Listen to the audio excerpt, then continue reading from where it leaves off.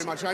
It's fantastic, of course, to be here in Manchester at the best attended conference for years, and I gather there was quite a lively mood last night in the hotel bars. And I want you to know, I understand that some of you may have been mildly peppered with abuse on the way in. Were you? Well, they're good. I'm delighted. I'm delighted that you weren't. But even if you were, I don't think any of us are abashed by that kind of thing or downcast, because we're conservatives and we get on with serving the people of this country. And speaking of service, I should begin by paying tribute to my predecessor, Theresa May.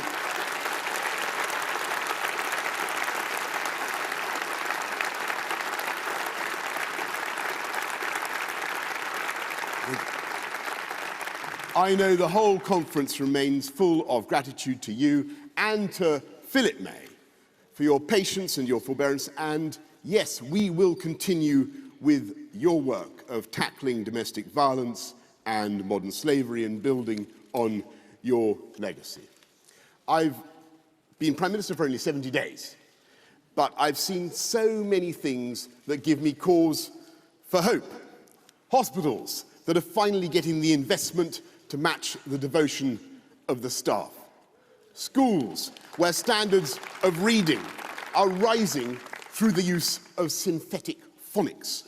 Police colleges where idealistic young men and women are enrolling in large numbers now to fight crime across the country. Shipyards in Scotland that are building superb modern Type 26 frigates for sale around the world. And every one of those high-wage, high-skilled jobs in shipbuilding, in government, is a testament to the benefits of belonging to the United Kingdom.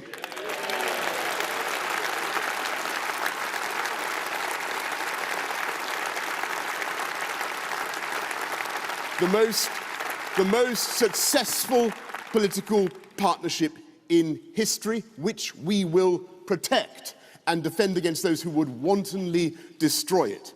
And I say to Ruth Davidson as well, thank you, Ruth, for everything you did and have done for the cause of conservatism in Scotland, and we will honour your legacy too. And I'm proud of the role that this government is playing in every one of those investments. And of course, they are only possible because it was this Conservative government that tackled the debt and the deficit left behind by the last Labour government. It was because we cleared up the wreckage they left behind that we now have record employment, wages rising the fastest for 10 years, and we have record foreign direct investment of £1.3 trillion, more than any other country in the EU. So we have so many reasons to be confident about our country and its direction, and yet I feel sometimes we're like a world-class athlete with a pebble in our shoe. There is one part of the British system that seems to be on the blink. If Parliament were a laptop, then the screen would be showing, I'm afraid, the pizza wheel of doom. If Parliament were a school, Ofsted would be shutting it down or putting it in special measures. If Parliament were a reality TV show, then the whole lot of us, I'm afraid, would have been voted out of the jungle by now. But at least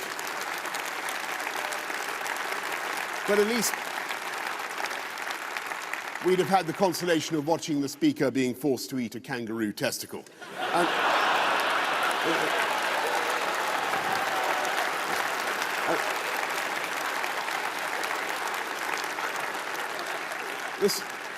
The sad truth is that voters have more say. Voters have more say over I'm a celebrity than they do over this House of Commons, which refuses to deliver Brexit, refuses to do anything constructive, and refuses to have an election. just at the moment, when voters are desperate for us to focus on their priorities, we're continuing to chew the super-masticated subject of Brexit, when what people want, what Leavers want, what Remainers want, what the whole world wants, is to be calmly and sensibly done with the subject and to move on. And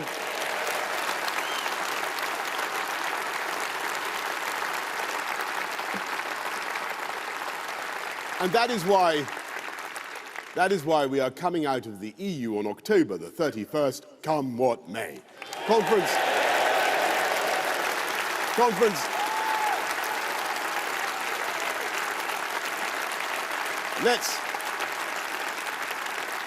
Let's get Brexit done. We can, we must, and we will, even though things have not been made easier by the surrender bill. We will work for a deal with our EU friends, but whatever happens, we must come out by the end of October. Let's get this thing done, and then let's get ready to make our case to the country against the fratricidal anti-Semitic Marxists who were in Brighton last week.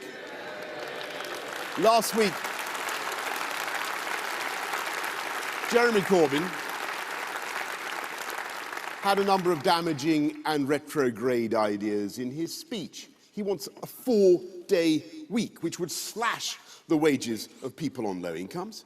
He wants to ban private schools and expropriate their property, even though it would cost the taxpayer £7 billion to educate the kids. He wants to stamp out excellence in schools by banning Ofsted, the inspectors who ensure that schools are safe for our children. But he had one good idea. He had a whole paragraph repeating what he has said every week for the last 3 years. He wants an election now. or that is what he was going to say. Poor fellow. The only trouble is that the paragraph was censored by John McDonnell or possibly Keir Starmer, so we have the astonishing spectacle of the leader of the opposition gagged and prevented by his colleagues from engaging in his constitutional function, which is to try to remove me from office. And in this age of creative litigation, I'm surprised that no one has yet sued him for breach of contract.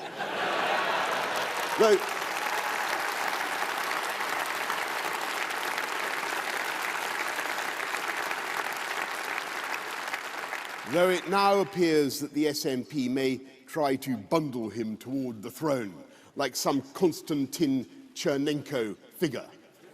Look it up.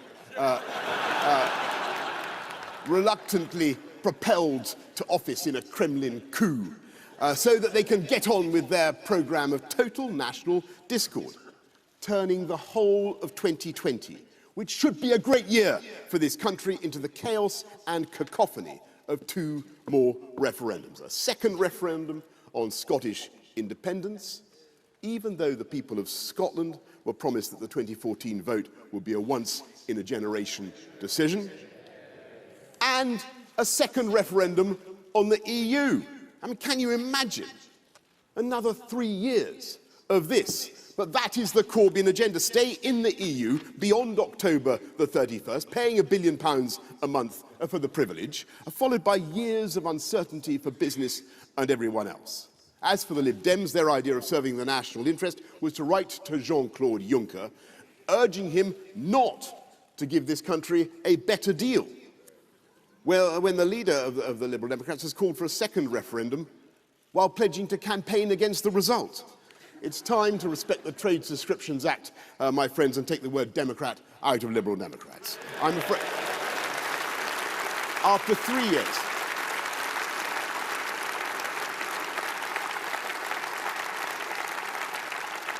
after 3.5 years, people are beginning to feel that they are being taken for fools, and they're beginning to suspect that there are forces in this country that simply don't want Brexit delivered at all. And if they turn out to be right in that suspicion, then I believe there will be grave consequences for trust in our democracy.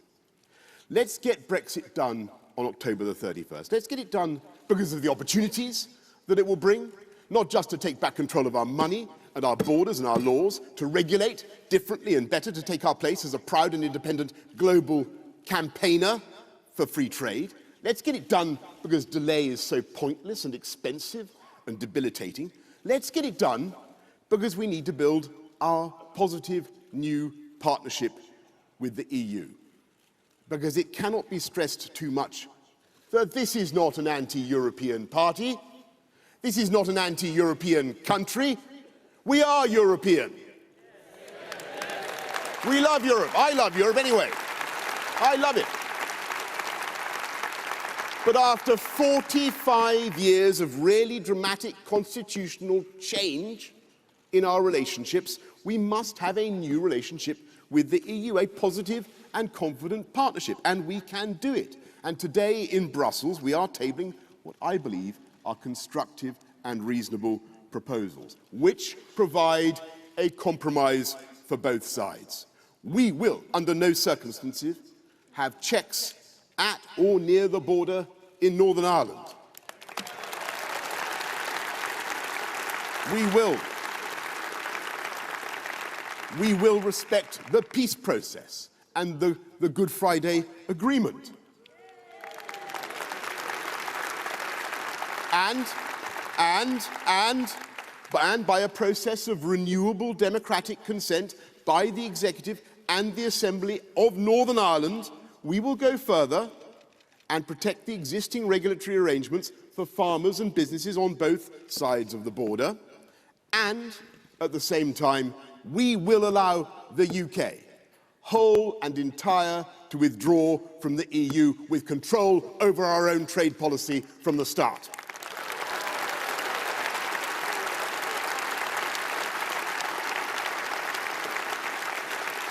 And we will protect our precious union between Great Britain and Northern Ireland. And yes, this is a compromise by the UK, and I hope very much that our friends understand that and compromise in their turn. Because if we fail to get an agreement because of what is essentially a technical discussion on the exact nature of future customs checks, when that technology is improving the whole time, then let us be in no doubt, conference, of what the alternative is. The alternative is no deal. And that is not an outcome we want. It is not an outcome we seek at all. But let me tell you, my friends, it is an outcome for which we are ready.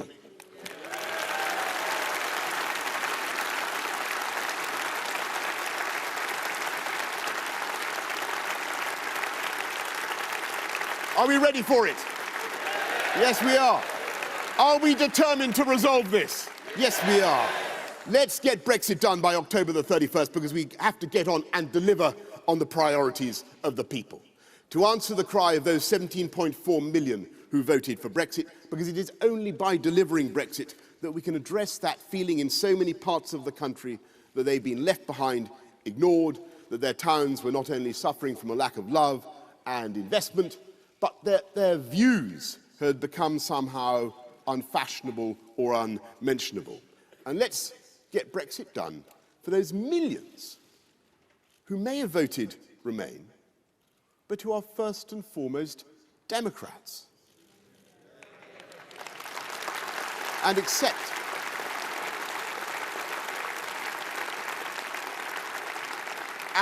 who accept the result of the referendum and want to get on.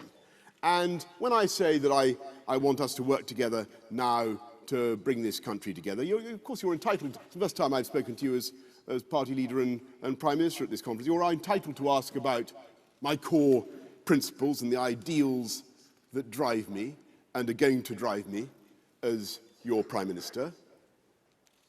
And I'm going to follow the example of my friend Sajid Javid, who gave a brilliant speech. I'm going to quote that supreme authority in my family, my mother. And I know that there are some keen students of alleged divisions in my family on matters of the EU. But I want you to know, conference, that I have kept my ace up my sleeve. My mother voted leave. And my mother...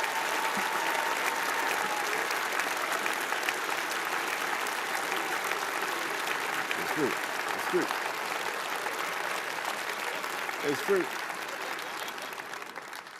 My mother taught me one thing. She taught me many things, but she taught me to believe strongly in the equal importance, the equal dignity, and the equal worth of every human being on the planet.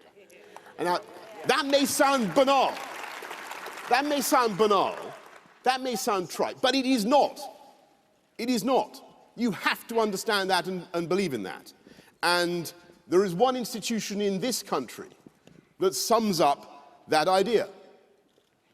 The NHS is holy to the people of this country because of the simple beauty of its principle. That it doesn't matter who you are or where you come from, but when you are sick, the whole country figuratively gathers at your bedside and does everything it can to make you well again. And everybody pays to ensure that you have the best doctors and the best nurses and the most effective treatments known to medical science. And after 70 years, the results are, on the whole, amazing. When I was a kid, the word cancer was a death knell. Heart attack was a terrifying thought. Well, we are slowly beating back the legions of disease. This country has seen the fastest falls in breast cancer in Europe, but we have so much more to do. On Monday, I went to the North Manchester General Hospital, and I saw the incredible work that they are doing with maxillofacial reconstructive surgery on people who only a decade ago would have been probably permanently disfigured by their traumas. People for whom hope and confidence is so important. And I talked to the patients, every one of them bursting with praise for the staff, for their energy and care. But that conference, that fantastic hospital, was built in 1876 to serve the workhouse. And we were walking down long, narrow Nightingale wards that were designed by the pioneer of nursing. And as one of the managers told me, it's asking professionals to work in that environment is like asking a Premiership footballer to play on a ploughed field. And so I was proud to tell them that under this government, we will totally rebuild that hospital. And thanks to the work of Health Secretary Matt Hancock,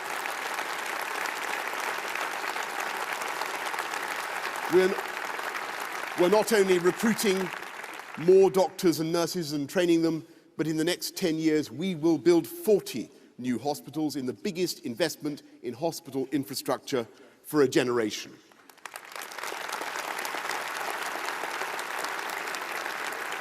Because after 70 years of the existence of the NHS, 44 of them under a Conservative government, it is time for us to say loud and clear, we are the party of the NHS. And I claim that title.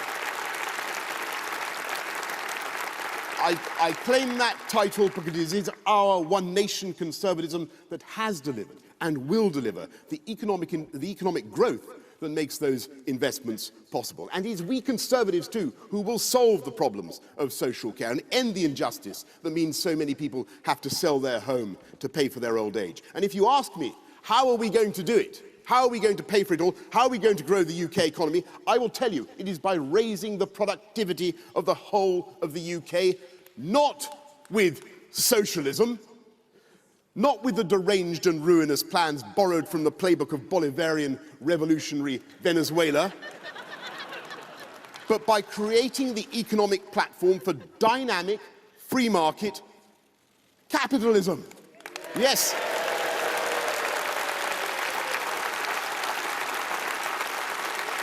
You heard that right.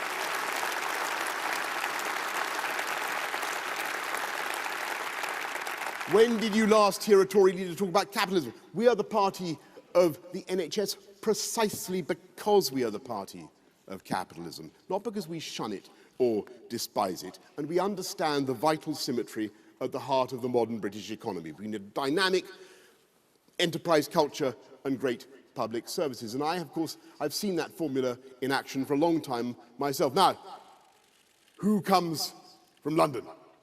Hands up. It's all right, it's all right. Who lives there? Don't worry, nothing, no disgrace. I used to be mayor. There. It's one of the fantastic place, greatest city on earth, and it's one of the many astonishing things about our nation's capital. It is the most productive region in the whole of Europe.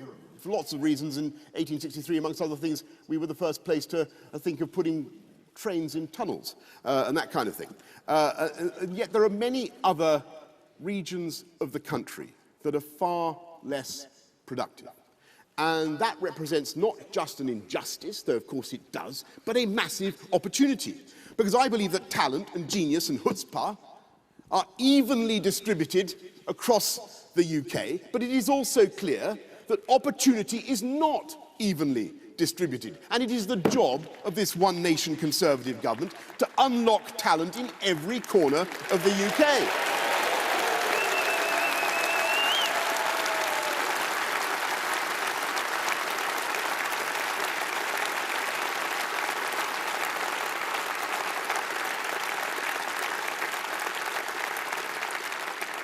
Because that is the right thing to do in itself, and because that is the right way to release the economic potential of the whole country. And the first thing you've got to do, basic hygiene, if you're going to spread opportunity, is to insist on the equal safety of everybody's street wherever they live.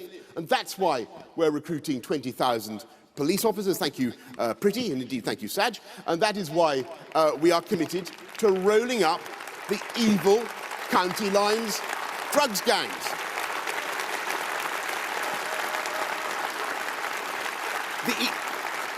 The evil county lines drugs gangs that predate on young kids and send them to die in the streets to feed the cocaine habits of the bourgeoisie, and we will succeed. And yes, we will be tough on crime. We will make sure that the police have the legal powers and the political backing to use stop and search, because it may be controversial. It has to be done politely and in accordance with the law. But believe me, when a young man, and I'm afraid it's almost invariably a young man, is going equipped with a bladed weapon, there is nothing kinder or more loving or more life-saving you can do than to ask him to turn out his pockets and produce that weapon.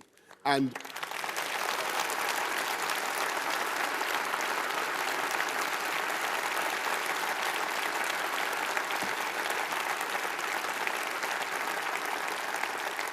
yes, when people are found guilty of serious sexual or violent offences, we will make sure that they serve the sentence they should, if only for the protection of the public. But we will also, as One Nation Conservatives, do everything we can to stop people becoming criminals, with rehabilitation, with education in prisons, so that they are not just academies for crime, but also by investing in youth clubs and better FE funding, further education funding, to give young people the best possible antidote to the criminal instinct. That is the prospect of a good job. And indeed, the best way to level up and expand opportunity is to give every kid in the country a superb education. So that's why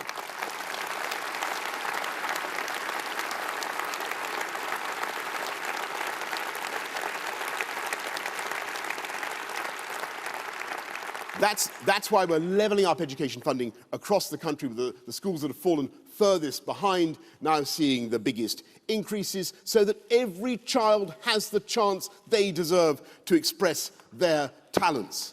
And it's so that they can get the jobs that we are creating. It's so that they can get the fantastic jobs that we are creating, that we're improving connectivity, investing in transport, a fantastic project of Northern Powerhouse Rail that is now getting the go-ahead from Manchester to Leeds, just the first leg, and of course a huge new programme of rail, not of rail improvements, but of course of road improvements as well. And I'm thinking of the M60, the A66, what are the other ones, Sad? You recited them all yesterday. The A358, the A303. They're huge. The Lincoln roundabout. There's a huge range of things that we will be investing in now. And furthermore, I admit, and it's been exposed in the past, I'm a bit of a bus nut. And I confess that I like to make and to paint slightly inexact, very inexact, models of buses with happy passengers inside. I'm actually more interested in the passengers than the buses, but never mind. It's not just that I am a bus nut that we want to expand, just because I'm a bus nut, that we want to expand bus transport. We want to make our buses cleaner, greener, zero carbon, zero emission across the country with contactless payment by card or by phone, so that people want to use those services. We get the cars off the roads, we reduce congestion, we reduce pollution, and a good bus service can make all the difference to your job, to your life, to your ability to get to the doctor, to the livability of your town or your village, and indeed to your ability to stay there and start a family, have a business there. And it's for exactly that reason, to increase connectivity and livability, that we are now accelerating the program for gigabit broadband so fast. And well, it's going to be...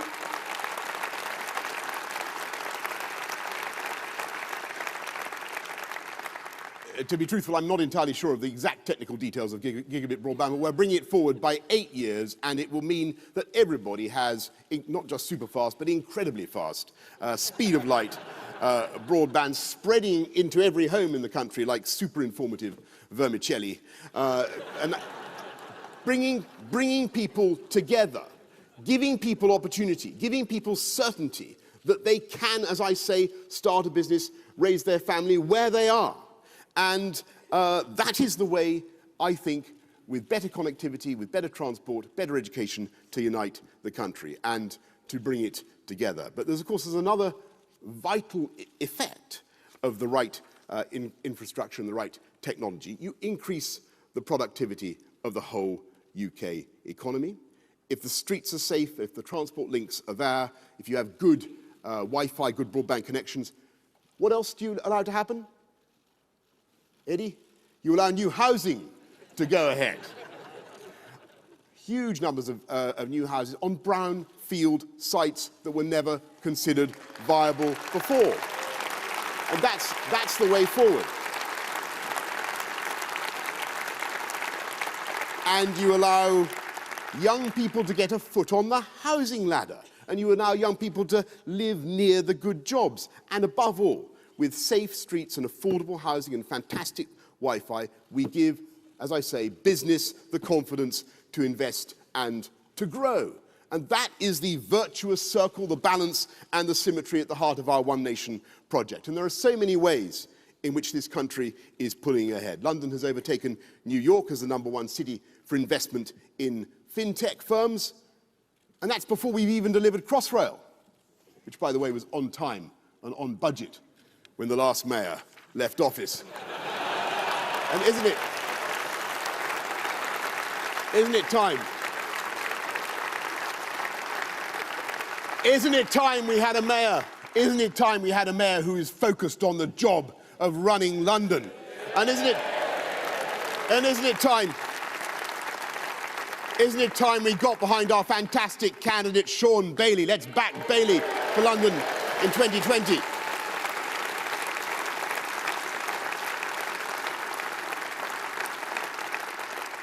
And here in Manchester, things are stormy, and we're seeing an extraordinary growth in genomics, a flood of inward investment from banking and insurance to IT, and that's before we've delivered Northern Powerhouse Rail, linking up the whole of the northern region in the way that we're going to do. In the West Midlands, we are already seeing a 21st century industrial revolution in battery and low carbon technology, just as the West Midlands led the world in the previous industrial revolution, the 19th century.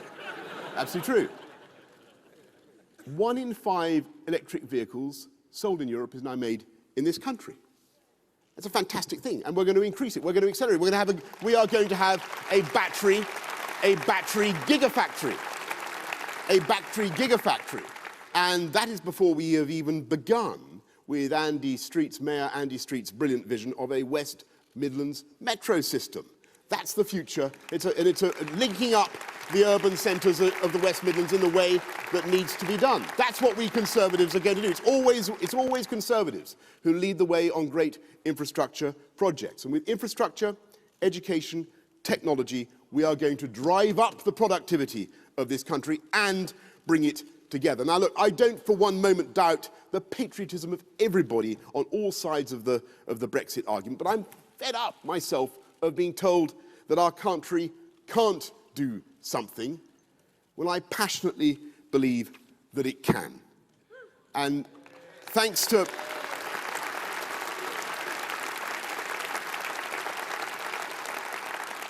British technology, there is a place in Oxfordshire, my former constituency actually, in Oxfordshire, that could be soon the hottest place in the solar system. In fact, I think they told me it was already the hottest place when I went there.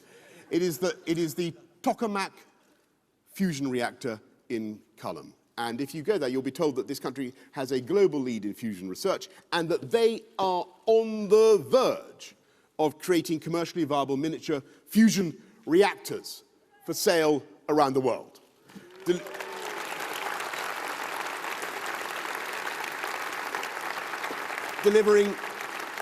Delivering virtually unlimited zero-carbon power. Now, I know that they have been on the verge for some time. It's a pretty spacious kind of verge. But I think they tell me now they're really on the verge of the verge. But I remember, but all you skeptics, I remember it was only a few years ago when people were saying that solar power would never work in cloudy old UK. And they said that wind turbines would never pull the skin off a rice pudding, remember that? Well, there are some days now when wind and solar power are delivering more than half our energy needs.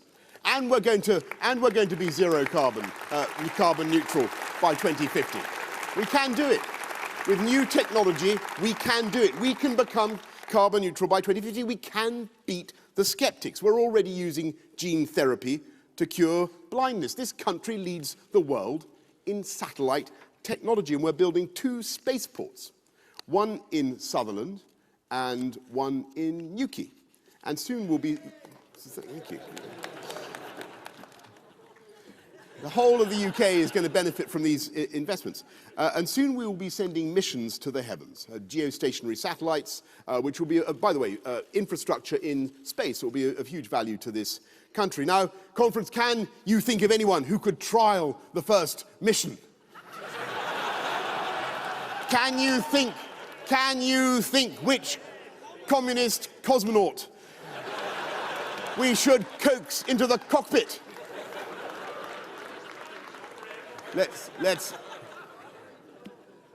Well, there you go. The invitation is there.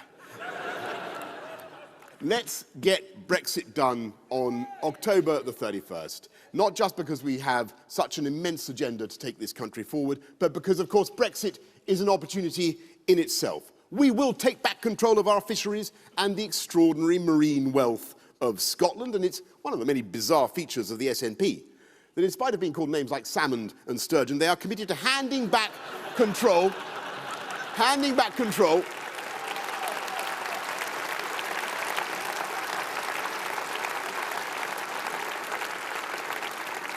They want to hand back control of those fish to the EU.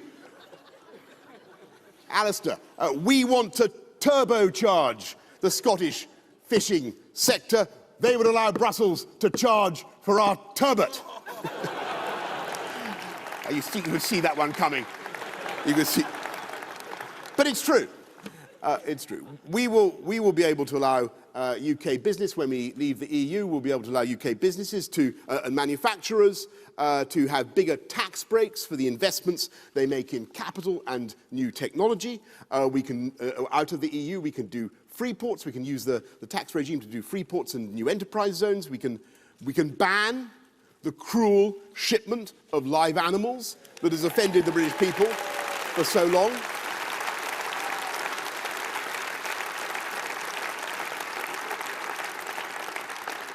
And yes, we will have those free trade deals. We already have some astonishing exports, as I never tire of telling you. Just in the last few months, I've seen an Isle of Wight shipbuilder that exports vast aluminium leisure catamarans to Mexico. We export Jason Donovan CDs to North Korea, would you believe it? And we exported Nigel Farage briefly to America, though he seems to have come back. Across the world, there are countries, and anybody who's involved in the foreign side, anybody who travels abroad will testify to this. Across the world, there are countries that are yearning to engage with us, where we have old friendships and burgeoning new partnerships. And particularly in the Commonwealth, was that pretty? Heckling me from the front, interjecting from the front from a sedentary position. You're quite right, the Commonwealth. 2.4 billion people, the fastest growing economies in the world. Amazing opportunities.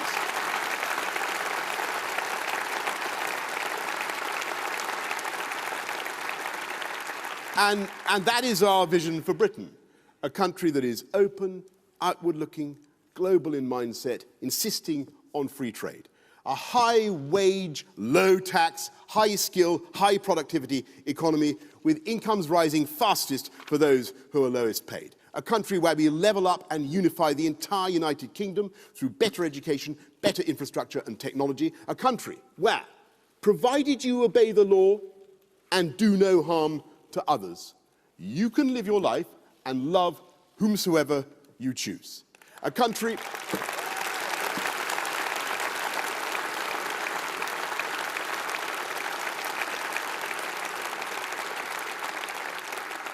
that leads the way with clean, green technology and reducing the greenhouse gases that cause climate change. A country that is happy and confident about its future. That is the vision for the country we love.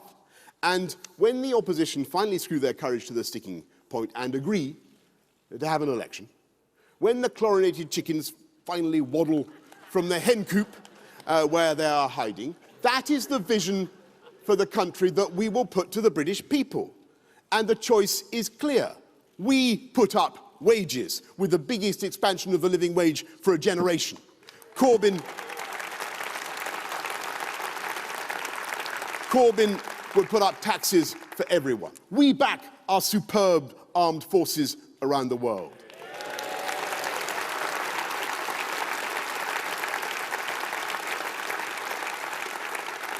And look after our veterans. Corbyn has said he wants the armed forces disbanded. We want an Australian-style points-based system for immigration. Corbyn has said he doesn't even believe in immigration controls. If Jeremy Corbyn were allowed into Downing Street, he would whack up your taxes, he would foul up the economy, he would rip up the alliance between Britain and the United States, and he would break up the United Kingdom. We cannot allow it to happen.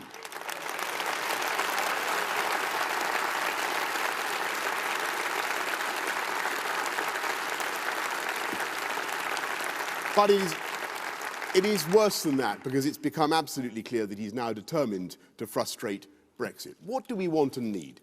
Do we want more dither and delay? Do we want to spend another £1 billion a month on EU membership when that could be going on the NHS? No. Let's get Brexit done. Let's finally believe in ourselves and what we can do. This country has long been a pioneer. We inaugurated the steam age, I think here in Manchester. We inaugurated the atomic age, the age of the genome. We led the way in parliamentary democracy, in female emancipation. And when the whole world had succumbed to a different economic fashion, this country and this party, under a female prime minister, pioneered ideas of free markets and privatization that spread across the planet.